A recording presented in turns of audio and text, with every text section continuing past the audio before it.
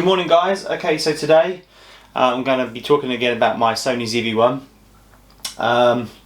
Fantastic camera. I'm actually really falling in love with this, but the main problem that I have with this particular camera, and unlike my EOS R I'm recording with now and my Canon 2000D, is that this particular camera doesn't actually have removable and changeable lenses.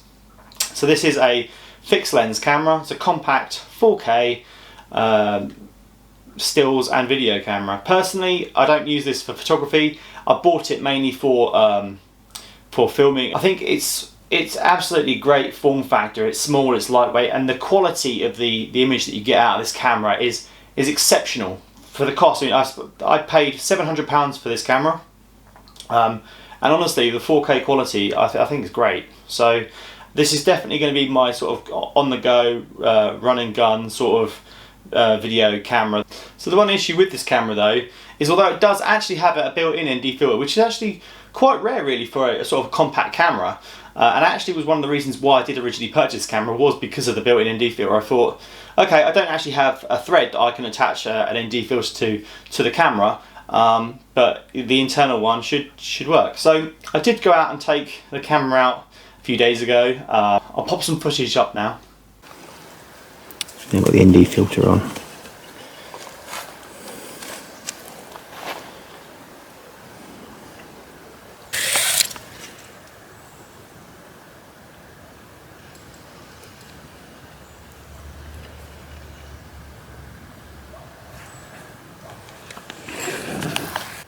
ISO is currently 200 and aperture is just 2.8. Should be at least. Alright. Get some of the bear.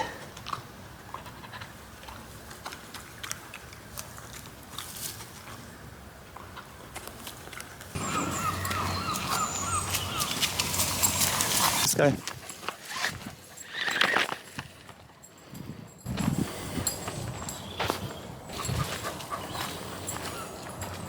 Still at F5. Internal ND filter is on, and still ISO 200. Be interesting to see how this comes out.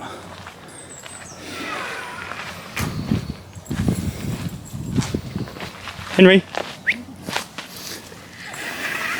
Okay, so at the moment the histogram is sort of showing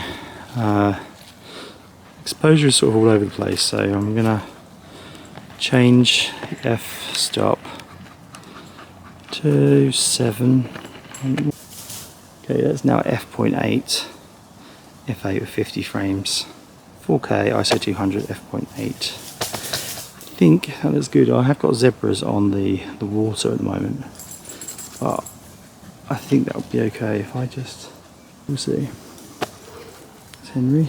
As you can see, f.8 is quite dark now in the shadows. Come back over to the sea, through the river. We're there. Just only pan around. And as you can see, the quality of the picture that came out was really good. I was going in and out of the shadows, and the camera did a really great job. However, I did have to have that ND filter on the entire time, otherwise the video was just completely blown out. So I've seen around on YouTube some other people who have this camera as well. Vic Barry, his channel's got loads of great content on the Sony ZV-1, and I happened to notice that he had this lens adapter. So today I'm going to go over what I've purchased, what I'm actually got ready, and preparing this camera for my trip, hopefully soon, to the Scottish Highlands, where I'll be going all around Glencoe and along sort of the NC 500 path. It should be a really great trip. I'm hoping to get some really fantastic footage, some 4K buttery footage out of this particular camera.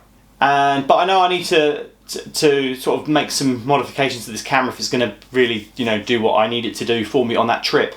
So I went out and purchased a JCC, the RN-RX100VI. Essentially, it uses some self-adhesive tape, and we actually attach the lens adapter to the front of the Sony ZV-1. So I think first of all let's have a look in the box, see what we got. So I actually purchased this on eBay. I couldn't find it on Amazon, so I purchased this on eBay. It actually came from the Netherlands, costing me £13.57. And like I say, this will give our Sony ZV-1 a 52mm. Just says it. Where is it? Just says it just under here. It gives us a 52mm thread on the end of our Sony ZV-1, so we can attach a 52mm ND filter. But anyway, let's open the box. Let's see what we got.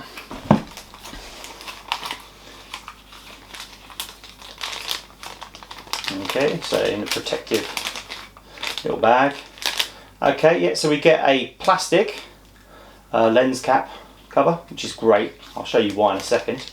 And this here is actually would feel like metal, so that's great. I was worried that maybe it might not be so durable, especially as it will obviously be on the camera, because we're going to self-adheres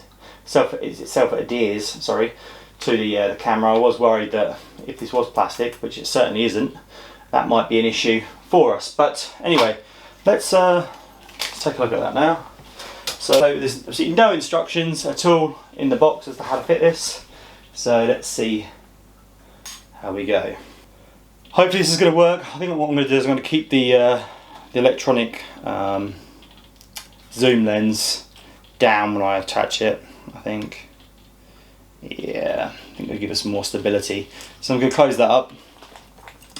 I'm going to take off the self-adhesive strip. Right, okay, so that's now off. I'm going to get rid of that.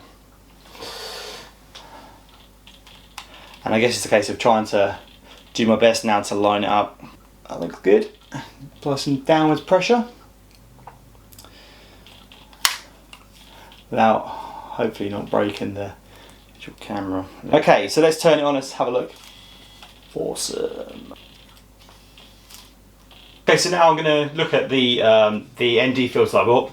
So ND is a neutral density filter, and essentially it's like putting sunglasses on your camera, so you can shoot in really sunny, bright days, or alternatively, if you want to get that really sort of dreamy-like effect over water and waterfalls, during the day or at night, you can put an ND filter on and slow the shutter speed right down without completely blowing out the photo and overexposing it. So this ND filter is I purchased online. Obviously, as you'd expect, it's a 52mm thread, making it fully compatible with the JJC lens adapter for the Sony ZV-1. This is the K&F Concept 52mm Nano-X variable ND filter. This cost me $36.99 from eBay. The reason being is I think it was just cheaper. I mean, you can get it on Amazon as well, but it was cheaper, so I decided that I would definitely get it on eBay. So right, let's have a look in the box. So this is the box. This is how it comes. K&F Concept. You know, the normal sort of made in China stuff. Let's take a look. Very nice. I've got a few of these ND filters from K&F Concept. Admittedly, they're the older ones. This may just be a new model, but they didn't come with this nice, feels like polycarbonate case. Feels very nice, actually. Yep. So this is how it comes. Little push button on the side. Is it push button? Yep. So we'll pop that down, open it up, and there is our 52mm ND filter. And I'm gonna just pop this on, and all right, that went on nice and easy. Feels pretty sturdy. I'll be careful, obviously, when you're actually putting this on and taking it off. I don't obviously twist the self-adhesive on the filter adapter. Okay, so I've gone over showing you the lens adapter for the Sony ZV-1 in addition to the 52mm neutral density filter, or ND filter. I'm now going to go outside and do some test shots. Okay, so I'm currently shooting at f5.6 with the ND filter attached on ND2 setting. What I'm going to do is I'm just going to twist the ND filter around to ND32, which is the maximum extent of this, so you can see how that looks. What I'm going to do now, I'm going to go into settings whilst it's on here. I'm going to set the I'm going to set the aperture down to f2.8, sorry, f1.8, and you can see just how great this ND filter is. So we're at ND32, f1.8, ISO 200, and going to now increase it. And as you'll see, it's a bright day here in Suffolk, so it's going to really start to blow out in a second. Okay, so that is ND2. Take off the ND filter so you can see what it looks like without. The internal ND filter on the camera is actually off at the moment, so that's good. So just pop that back on. Really easy to expose on bright days with this. So I'm just using the histogram on the ZV-1 to make sure that I've got the exposure in the middle. There you go, so that should look about right there really. Moving over a bit, close it down a bit. Alright.